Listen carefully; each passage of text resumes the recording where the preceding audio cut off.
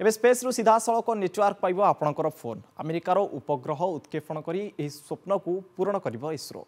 Texas स्थित company AST हेउची space mobile जहाँ space माध्यम लोकंकु मोबाइल नेटवर्क जोगाइबा पई कार्य करिब।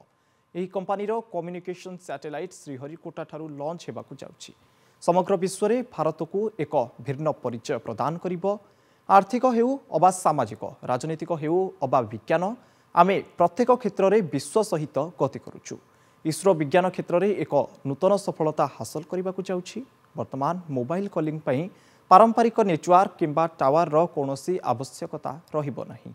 आगको आपण निजे महाकाशरू दुनियार कोनोसी अंचल को कॉल करि परिबे, इंटरनेट व्यवहार करि परिबे। खूब शीघ्र अमेरिकीय कंपनी एही स्वप्न को वास्तव में परिणत करने को जाउछि। भारतर इसरो एथिरे समर्थन करुछि। भारतीय विज्ञान एवं प्रजुक्ति विद्या मंत्री जितेंद्र सिंह कहिसंती जे आमे फेब्रुआरी किंबा मार्च रे अमेरिकार उपग्रह उत्क्षेपण करिबु।